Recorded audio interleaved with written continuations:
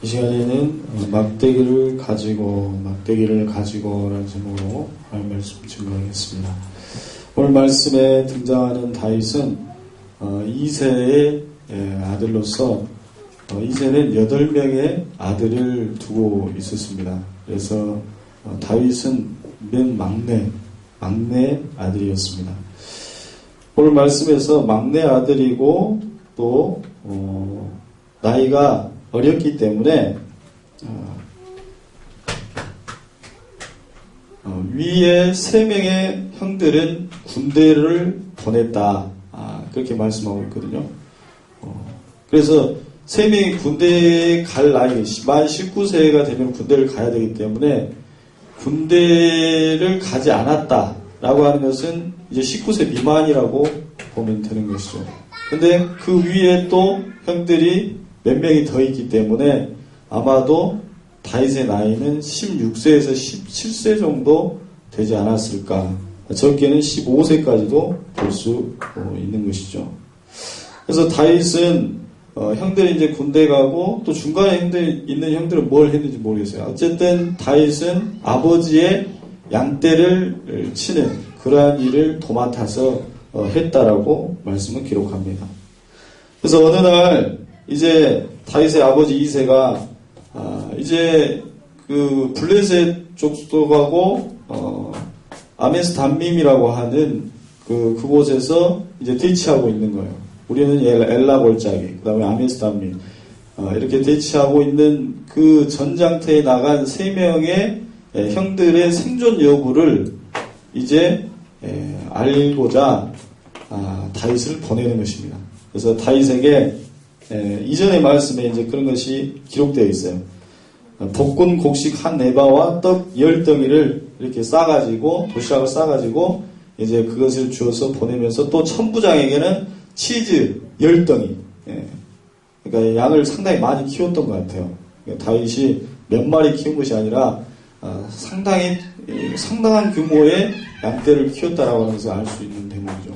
그래서 치즈 10덩이를 천부장에 갖다 주고 생전 여부에 관한 증표를 가지고 와라. 그것을 주면 아마 증표를 확인해 줄 수 있을 것이다. 그렇게 얘기를 한 것이죠. 그래서 이제 다윗은 그것을 싸들며 메고 이제 전장으로 나간 것입니다. 그래서 갔더니 이제 대치하고 있는 거예요. 블레셋 군이라고 이스라엘 군이라고 딱 대치하고 있었습니다. 그런데 그 전쟁의 분위기를 누가 봐도 알 수 있게끔 상당히 이스라엘 군대들은 기가 확 죽어 있고 이제 블레셋은 기가 살아있는 거예요. 딱 전장에 가면 느끼는 거죠. 그래서 왜 이렇게 분위기가 이런다냐. 그렇게 이제 딱 봤더니 이제 블레셋 군대 쪽에서 진영 쪽에서 엄청나게 큰 장수인 골리앗이 나타나서 산이 쩌렁쩌렁 울리는 목소리로 이제 이스라엘 군대와 그 하나님 여호와를 모욕하는 발언들을 계속 하고 있는 거예요. 그래서 그 기에 죽어가지고 이스라엘 군대는 기가 죽어 있었습니다. 근데 그런 소리를 듣고 있는 그 어떤 이스라엘 군인들도 쉽사리 골리앗에 대항해서 나서는 군인은 아무도 없었어요. 모두가 기가 죽어서 그 골리앗의 소리에 이제 주눅이 들어가지고 덜덜 떨고 있었다라고 말씀은 기록하고 있습니다. 근데 다윗이 형들 도시락 갖다 주기 위해서 이제 전장에 가서 형들을 만났을 때 그 소리를 이제 듣게 되었던 것이죠. 골리앗의 그 하나님을 모욕하는 소리를 듣게 된 거예요. 그래서 우연찮게 그 소리를 듣게 된 다윗은 그 소리를 듣고 나서 이제 화가 치밀게 됩니다. 전쟁에 개입하려고 하는 의도는 전혀 없었어요. 다윗이. 그런데 그 소리, 두 가지 이유로 볼 수 있죠. 첫째는 할례받지 않은 선택받지 않은 민족인 블레셋 민족의 골리앗이 이스라엘과 하나님을 모욕하는 발언을 끊임없이 쏟아내고 있는 거예요. 그것 때문에 너무나도 이게 막 어쩔 줄 모르게 되는 거예요. 다윗이. 그 본능이. 두 번째는 그 소리를 듣고 누구도 나서지 않았기 때문에 누구도 나서서 골리앗에 대항하지 않은 그 상황 자체가 다윗이 보기에는 도무지 이해가 되지 않았던 거죠. 그래서 다윗은 분노했어. 그리고 이제 아무도 나서지 않았기 때문에 자신이 나서서 골리앗과 싸우겠다라고 이야기하게 되었습니다. 다윗은 사실은 어떤 문제에 개입하려고 하는 의도를 갖고 있지는 않았습니다. 내가 이 문제를 해결해야겠다는 생각을 가진 것도 아니었습니다. 사실 다윗은 형들의 생사를 확인하고 다시 아버지께로 돌아가는 그 소년이어야만이 어떻게 보면 자연스러운 모습인 거죠. 소년이 무슨 전장에 들어가서 그 전쟁에 개입합니까? 그래서는 안 되는 거죠, 사실은. 그냥 자연스럽게 그냥 돌아가는 게 훨씬 자연스러운 일이에요. 그런데 다윗은 문제에 개입하고 맙니다. 그것은 자신이 의도했다기보다는 하나님께서 다윗을 개입시켰다라고 보는 것이 맞는 거죠. 여러분, 우리는 일부러 세상의 모든 문제에 개입할 필요는 없어요. 세상에 여러 가지 문제들이 막 일어나고 있는데, 크고 작은 문제들이 일어나고 있는데 우리가 일부러 개입할 필요는 없습니다. 내가 그 문제를 해결하고 말 거야. 그런 마음으로 개입할 필요는 없습니다. 하지만 때로는 그 소리가, 그 문제의 소리가 나의 귀 속에 똑똑하게 들리는 경우가 있다라고 하는 것입니다. 다윗은 그 소리를 똑똑하게 들은 거예요. 네. 그 하나님을 모독하는 그 소리를 정확하게 듣게 된 것입니다. 그럼 골리앗이 이스라엘과 하나님을 경배하는 소리를 들었고 그 소리에 그 몸이 반응하게 된 겁니다. 자연스럽게 몸이 반응하게 되었던 것입니다. 그래서 어쩌면 하나님의 의도였습니다. 다윗이라고 하는 인물을 사용하시고 이스라엘의 다윗이라고 하는 인물을 드러내기 위해서 골리앗이라고 하는 문제를 다윗 앞에 제시해 주신 것입니다. 다윗은 골리앗을 무찔러서 혁혁한 공을 세우는 데는 전혀 관심이 없었어요. 그렇잖아요. 다윗이 무슨 골리앗 무찔러가지고 공 세워서 이스라엘의 어떤 자리 한 자리 차지하려고 그런 마음을, 군인들이 갖고 있는 그런 마음을 전혀 가지고 있지 않았다는 것입니다.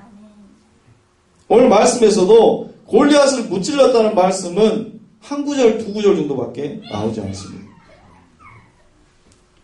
오히려 대부분의 말씀이 다윗이라고 하는 사람이 어떻게 그 상황에 대처하고 있는지, 그리고 골리앗과 어떤 이야기를 주고받았는지를 길게 기록하고 있어요, 지금. 싸움에 대해서 이야기하고, 싸워서 죽여서 이스라엘 승리했다라고 하는 이야기는 짧게 끝내고 있습니다. 그러나 그 과정에서 다윗이 어떻게 행동했고, 어떻게 말했고, 골리앗과 어떤 대화를 했고, 그 얘기를 쭉 기록하고 있는 것입니다. 이것은 우리의 신앙이 어떤 공로를 세우느냐의 목적을 두는 것이 아니라 나는 하나님 앞에서 어떤 믿음을 가진 사람인가를 우리 주님께서는 보신다라고 하는 메시지를 던져주고 있는 것입니다. 하나님 앞에서는 어떤 일을 하느냐보다 나는 하나님 앞에서 어떤 사람인가, 그거를 주목하고 계신다라는 것입니다. 하나님은 다윗이 어떤 믿음을 가진 사람인가를 드러내기를 원하셨어요. 다윗은 그걸 의도치 않았어요. 내 믿음이 이런 믿음입니다. 그런 것을 의도하지 않았어요. 그러나 하나님이 그걸 의도하셨다라고 하는 거예요. 이 다윗이라고 하는 이 약한 자를 들어서 강한 자를 부끄럽게 하시는 그 하나님의 영광을 드러내시기 위해서 오늘 이 다윗을 사용하고 계신 줄로 믿습니다. 전쟁에서 승리하는 것으로 따지면 어쩌면 사울의 승리가 훨씬 더 많았습니다. 사울 왕은 전쟁에 능한 사람이었어요. 그래서 상당히 많은 전쟁에 승리해가지고 국민들로부터 인기를 얻게 됩니다. 하지만 승리하는 것이 중요한 것이 아니라 하나님을 내가 어떻게 섬기고 있느냐, 그것을 우리 하나님께서는 중요하게 보신다는 것입니다. 사울은 승리에만 집착하다가 결국에는 하나님 앞에 버림받고 맙니다. 어떻게 해서든지 제사를 드리고 전장에 나가야 되는데 사무엘이 오는 시간이 늦어지니까 자기가 제사장도 아닌데 직접 가가지고 제사를 드려버려요. 분양해버려요.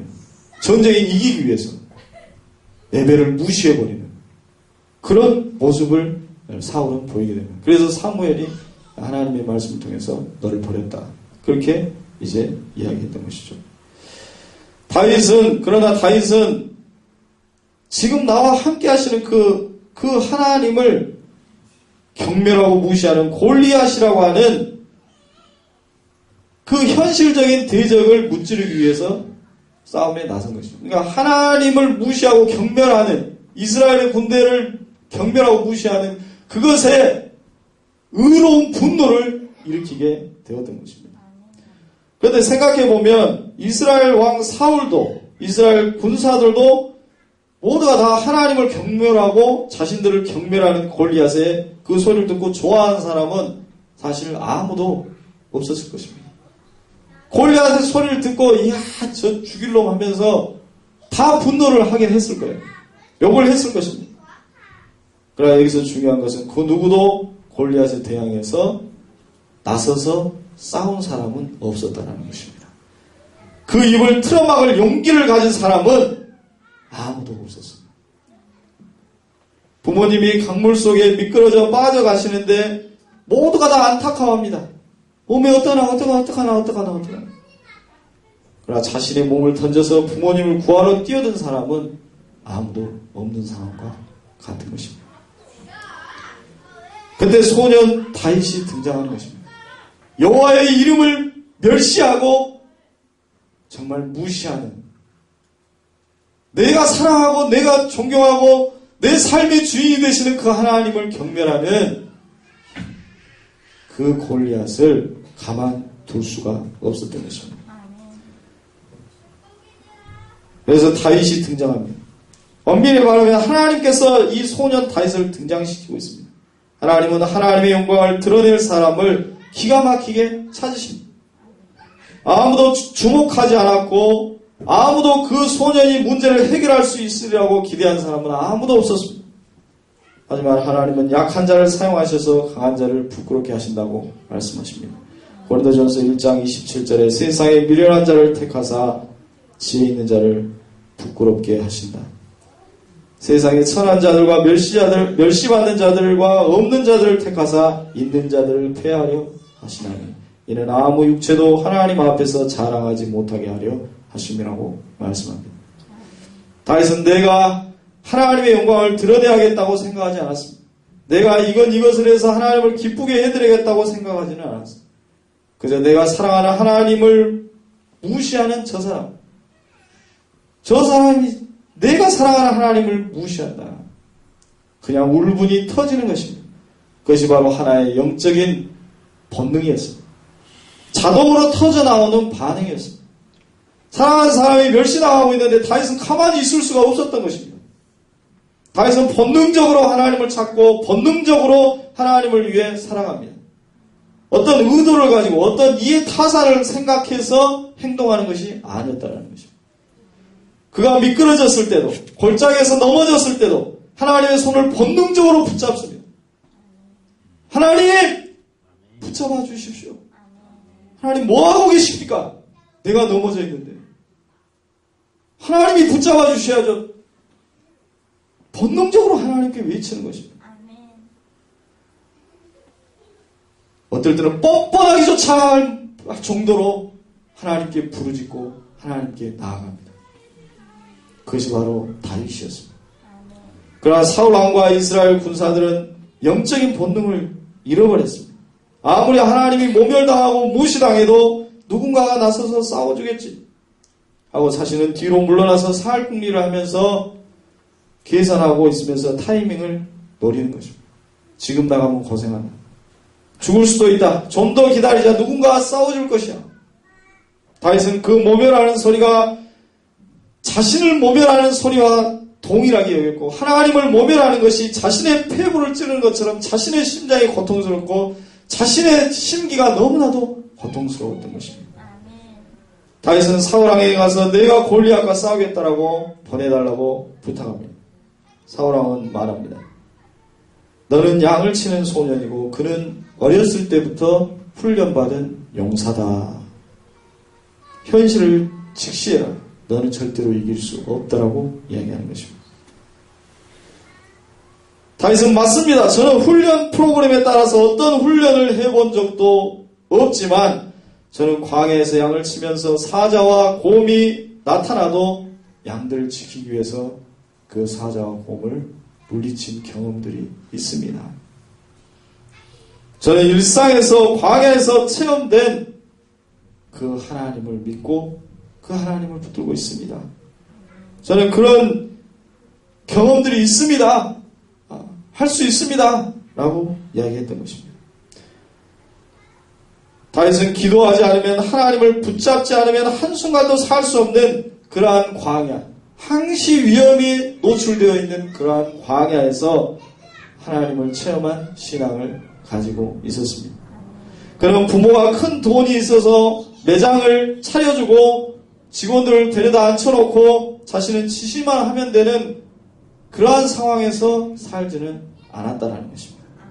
다윗은 길바닥 장사로부터 시작해서 노가대까지 안 해본 일이 없는 굳은 살 박힌 그 삶의 그 땀을 가지고 있는 그러한 삶 속에서 하나님을 만난 것입니다.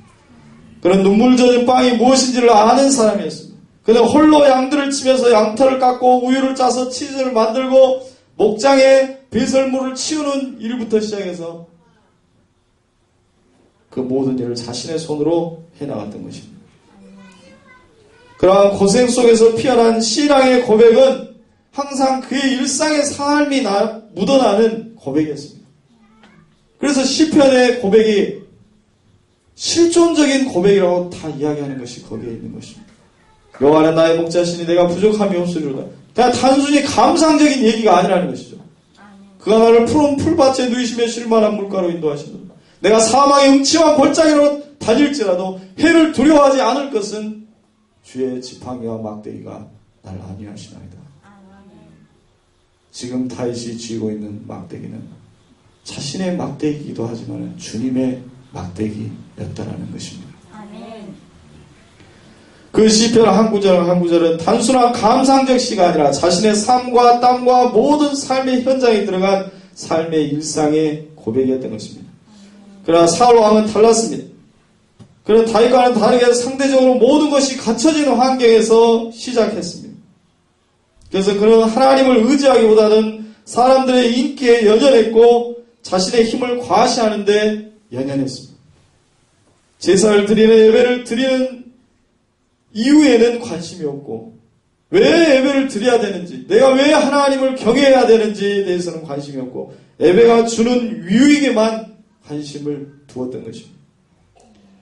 오늘 말씀에서 사울은 다윗이 나가겠다고 하자 어이가 없었지만은 하도 다윗이 자신 있어 하니까 자신의 겉옷, 자신의 갑옷 중에서 왕이 입는 갑옷이니까 가장 좋은 갑옷일 거 아니에요. 제일 좋은 갑옷.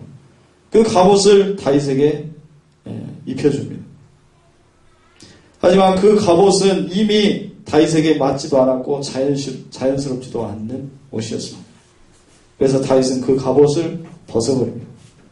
세상적으로는 가장 잘 방어할 수 있는 가장 탁월한 그 갑옷을 그는 벗어버리는 것입니다. 신앙은 좋은 갑옷을 입었다고 해서 골리앗을 이길 수 있는 것이 아니라는 것입니다. 목사라는 직분을 입었다고 해서 세상을 이길 수 있는 것이 아닙니다. 장로라고 하는 직분을 입었다고 해서 세상을 이길 수 있는 것이 아닙니다. 어떠한 직분도 마찬가지입니다. 어떠한 신앙의 경력도 마찬가지입니다. 신앙은 내가 어떤 위치에 있느냐, 내가 어떤 옷을 입었느냐로 결정되지 않는다는 것입니다. 신앙은 자신의 심령 가운데 새겨져 있는 성령의 흔적이고 예수의 흔적을 가진 사람에게 나타나는 것입니다. 사도 바울은 나는 예수의 흔적을 가졌다라고 이야기합니다. 그것은 거룩한 어떤 스티그마가 아니라 복음을 위해서 헐벗고 매맞고 굶주렸고 침뱉음 당하고 배가 파산하고 넘어지고 엎어지고 그 속에서 예수 그리스도의 십자가를 붙들고 나아갔던 그 신앙의 치열함 속에, 그 치열한 고백 속에 바로 예수의 흔적이 남겨져 있었던 것입니다. 바울은 신앙의 경력이라고 하는 거추장스러운 헌장은 필요 없었습니다. 그게 중요한 것은 예수가 내 심장과 함께 뛰고 있다라고 하는 자부심. 예수님이 나와 함께하고 계시고 나와 동행하시고 성령께서 내 길을 인도하신다라고 하는 그 일상 속에서 늘 함께하시는 그 하나님과 동행하는 그 자부심, 그거 하나였습니다. 다윗은 거추장스러운 갑옷을 그래서 벗어 던져버립니다. 그리고 그는 자신이 해왔던 대로 자신의 있는 모습 그대로 그냥 평상시 모습 그대로 자신이 가지고 있는 것, 막대기, 주머니, 물맷돌, 이것을 가지고 골리앗에게로 나아갔던 것입니다. 오늘 말씀에서 골리앗은 그러한 다윗을 보고 너가 나를 개로 여기고 막대기를 들고 나에게로 나왔느냐라고 비웃고 있습니다. 다윗의 막대기는 비록 골리앗이 가진 창보다는 작고 볼품없는 것이었지만, 정말 형편없는 것이었지만, 그 막대기로 양들을 인도했고 그 막대기로 사자의 머리통을 치고 이리의 심장을 쳤던 것입니다. 그 막대기로 가파른 골짜기를 오를 수 있었고 그 막대기로 절벽에 매달려 있는 사람을 구할 수 있었던 것입니다. 다윗의 막대기는 보기에는 형편없었지만 그 막대기는 일상 가운데 늘 함께 하시는 그 하나님 경험의 체험의 흔적이 곳곳에 묻어나 있는 정말 소중한 믿음의 막대기였던 것입니다. 여러분은 그 막대기를 가지고 계십니까? 하나님과 치열하게 일상 속에서 만나고 계시냐는 것입니다. 그 막대기는 바로 하나님이 나와 함께 하신다라고 하는 그 임재 자체를 상징했습니다.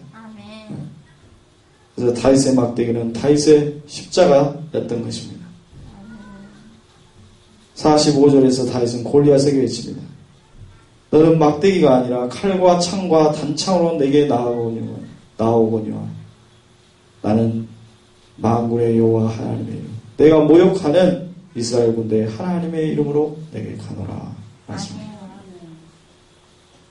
다윗은 골리앗이라고 하는 문제를 눈앞에 만났을 때 세상의 방식으로 해결하는 것을 거부했습니다. 세상은 더 우리가 칼과 창과 단창으로 나오게 되면 우리는 더 좋은 칼, 더 좋은 단창, 더 좋은 창, 이것을 가지고 상대와 싸워야 된다라고 이야기합니다. 더 좋은 무기를 가져와서 싸워야 된다고 말합니다. 하지만 다윗은 그 방식을 선택하지 않은 것입니다. 그 방식을 거부한 것입니다. 나는 더 좋은 갑옷, 더 좋은 창, 더 좋은 칼, 그것을 사용하지 않겠다는 것입니다. 그리고 훌륭한 갑옷도 버렸고 칼이나 창과 단창을 들지 않았습니다. 그 같은 것은 바로 만군의 여호와의 이름, 그 이름을 들고 앞으로 나아간 줄로 믿습니다. 다윗이 거대한 문제를 해결할 수 있는 힘은 바로 만군의 여호와 하나님의 이름을 믿는 그 믿음에 있었다라는 것입니다. 우리는 어떤 문제를 만나면 정말로 하나님 앞에 무릎 꿇고 기도합니까? 잠시라도 기도하느냐는 것입니다.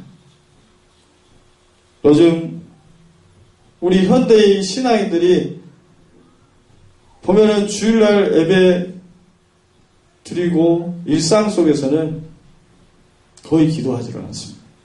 어떤 문제를 만나도 세상적인 방법으로 그것을 해결하지, 그리고 사람들에게 전화하고 그렇게 해서 문제를 해결하려고 하지, 세상의 힘을 의지하려고 하지 하나님 앞에 무릎 꿇지 않는다는 것입니다.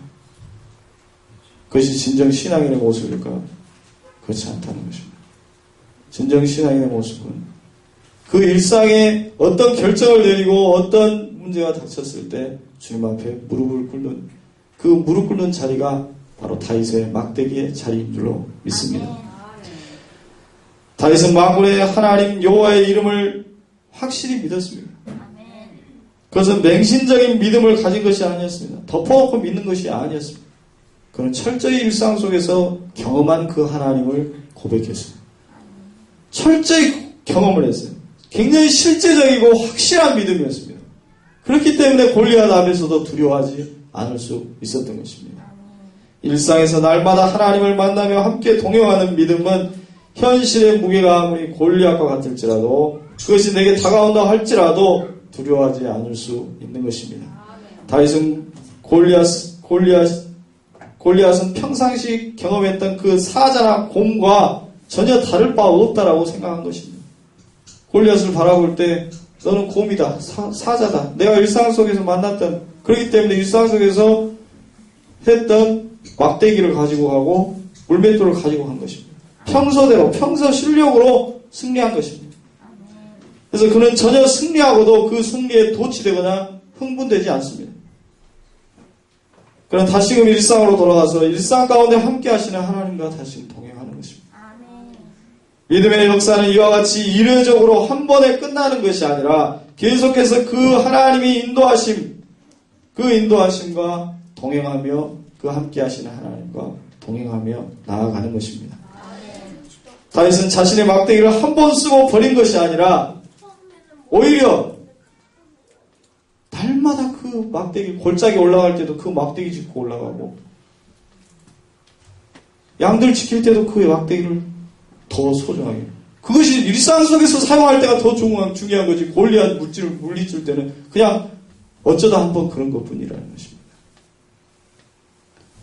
여러분에게 그러한 다윗의 막대기가 있습니까? 막대기는 여러분의 삶의 모든 것을 함께하는 것이고 동시에 그 막대기를 붙잡고 다윗은 하나님과 만났던 것입니다. 하나님과 만나는 자리인 것이죠. 그것은 나의 막대기이기도 하고 주님의 막대기이기도 합니다. 다윗에게 막대기는 기도의 자리였고 찬양의 자리였고 삶의 자리였고 하나님을 만나는 자리였습니다. 여러분에게도 현실 속에서 일상 속에서 그러한 하나님을 만나고 붙드는 그러한 막대기가 있기를 바랍니다. 그 신앙의 막대기를 가지고 현실에 어떤 골리앗이 나타나더라도 두려움 없이 하나님의 이름으로 승리하며 나아가시는 저와 여러분들 되시기를 주님의 이름으로 축원합니다. 기도하겠습니다. 사랑해 주님 감사합니다. 우리와 같이 마른 막대기와 같은 자들을 주님께서 불러주시고 하나님의 이름을 높이고 그 영광을 나타내는 데 사용하여 주시니 참으로 감사를 드립니다. 주님, 우리는 비록 약하고 연약하고 참으로 힘이 없지만 주님의 이름의 능력을 믿고 나아갈 때 현실의 골리앗이라고 할지라도 우리가 능히 이겨내게 될 줄로 믿습니다. 날마다 우리의 삶 속에 함께 하시는 그 하나님을 만나고 붙잡고 막대기를 붙잡고 나아가는 우리의 믿음이 되게 하여 주시옵소서. 그리함으로 말미암아 사망의 음침한 골짜기에 거닐지라도 함께 하시는 하나님, 어떠한 상황 속에서도 함께 하시며 동행하시며 우리를 궁극적으로 푸른 초장으로 인도하시는 그 놀라우신 하나님의 인도하심과 은혜를 붙잡고 나아갈 수 있는 믿음의 사람들이 다 되게 하여 주시옵소서.